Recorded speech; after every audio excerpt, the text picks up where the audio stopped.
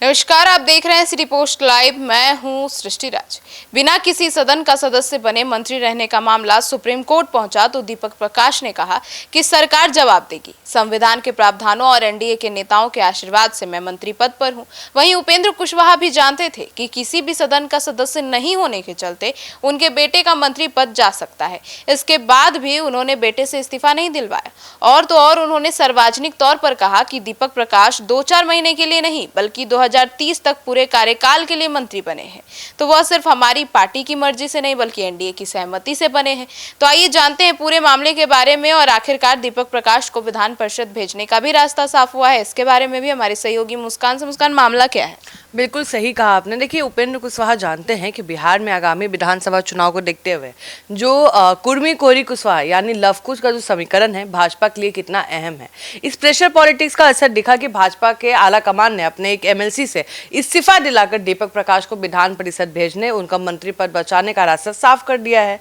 दिल्ली से फोन आने के बाद देवेश कुमार ने शुक्रवार को सभापति अवधेश नारायण सिंह को इस्तीफा सौंप दिया और इस फैसले के लिए बिहार भाजपा के बड़े नेताओं का दबाव भी था। लेकिन सबके जहन में सवाल तो आ ही रहा है सृष्टि कि जब आपको मंत्री पद बनाए रखना था तो आपको उसी टाइम एमएलसी का टिकट देना था। जी, तो मुस्कान, ऐसे में ये भी सवाल है ना कि बीजेपी ने उपेंद्र कुशवाहा पर पार्टी में विलय कर लेने का प्रस्ताव भी रखा था, लेकिन कुशवाहा माने नहीं। यही सुनने में आ रहा था कि भाजपा चाहती थी कि उपेंद्र कुशवाहा अपना पार्टी का विलय कर ले और बीजेपी कोटे से दीपक प्रकाश को एमएलसी बनाया जाए, लेकिन उसमें बात नहीं बनी। देखिए, बिहार विधानसभा चुनाव 2025 में उपेंद्र कुशवाहा की पार्टी आरएलएम के 4 विधायक चुने गए। उनमें से एक पत्नी स्नेहलता कुशवाहा है। बाकी के 3 विधायक के टूटने की कई बार चर्चा हुई। भाजपा की ओर से पार्टी के विलय का दबाव बनाया गया, लेकिन उपेंद्र कुशवाहा तैयार नहीं हुए। उन्हें यह बात पता है कि भाजपा उन्हें नजरअंदाज नहीं कर सकती, तो उपेंद्र कुशवाहा ने भी अपना दांव खेला। तो मुस्कान, ऐसे में बीजेपी के लिए इतना अहम क्यों है कुशवाहा?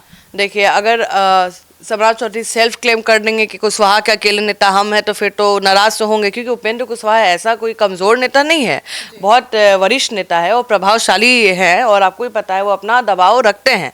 और 2023 में बिहार में हुए जातीय गणना के अनुसार राज्य में कुशवाहा समाज के लोगों की संख्या 4.2% है और भाजपा की कोशिश है कि समुदाय के वोटर को अपने साथ रखने की है। सीएम सम्राट चौधरी कुशवाहा बिरादरी से आते हैं। उपेंद्र कुशवाहा की छवि बिहार के बड़े कुशवाहा नेता की है। उनकी पार्टी की पकड़ वैसे करीब 50 विधानसभा सीटों पर है जहां कुशवाहा के निर्णायक वोटर है। लोकसभा के 9 सीट ऐसे हैं जहां कुशवाहा कास स्ट्रांग है। अब समझिए, इस सीटों पे उपेंद्र कुशवाहा की पकड़ मजबूत मानी जाती है। तो बिहार में 1 से 2% वोटर इधर उधर खिसक जाने पर रिजल्ट में बड़ा अंतर देखने को मिलता है। ऐसे में भाजपा नेतृत्व की कोशिश उपेंद्र कुशवाहा को अपने साथ बनाए रखने की है। यही वजह है कि भाजपा ने 5 महीने पहले अपने विधायक की मदद से उपेंद्र कुशवाहा को राज्यसभा भेजा था। तो उसका ऐसे में जो देवेश कुमार है वो कौन है और उनका इस्तीफा दिलवाया गया है? बिल्कुल, देखिए, जब से बिहार भाजपा संगठन की जिम्मेदारी सम्राट चौधरी के हाथ में आई है, देवेश कुमार का कद घटा है। आप समझिए कि संजय जायसवाल के प्रदेश अध्यक्ष रहने के दौरान वो प्रदेश महासचिव जैसे महत्वपूर्ण पद पर थे, लेकिन देवेश केंद्रीय मंत्री नित्यानंद राय के गुट के माने जाते हैं। वे पत्रकार रहे हैं और राजनीति में उनकी एंट्री भाजपा के दिवंगत नेता अरुण जेटली ने कराई थी।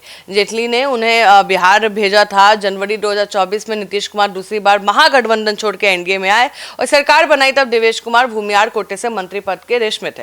लेकिन मार्च 2023 में सम्राट चौधरी बिहार भाजपा अध्यक्ष बने। उन्होंने अपनी नई टीम बनाई तो संगठन के पद से देवेश कुमार की छुट्टी कर दी थी और देवेश कुमार ने अभी एमएलसी पद से इस्तीफा दिया है। उनका कद वर्तमान में छोटा हुआ है या नहीं, ये पक्के तौर पर अगली जिम्मेदारी मिलने के बाद ही कह सकते हैं।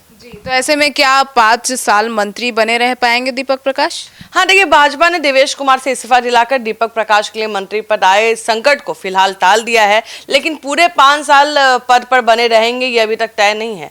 देवेश कुमार 17 मार्च 2021 को राज्यपाल मनमोहित कोटे से एमएलसी बने थे और अगले साल मार्च तक उनका कार्यकाल था। अब उनकी जगह दीपक प्रकाश विधान परिषद जाते हैं तो उनका कार्यकाल भी मार्च 2027 तक ही रहेगा। समझ रही हैं? और समझिए कि मतलब 8 महीने बाद एक बार फिर उन्हें विधान सभा या विधान परिषद जाने की व्यवस्था देखनी होगी या मंत्री पद फिर से खतरे में पड़ जाएगा। लेकिन आप समझिए कि अगले मार्च तक अगर बात हो रही है तो नवंबर में चुनाव है जी।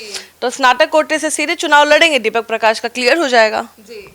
तो सुना आपने। तो अब इस पूरे मामले पर आपकी क्या राय है कमेंट सेक्शन में जरूर बताइएगा। धन्यवाद।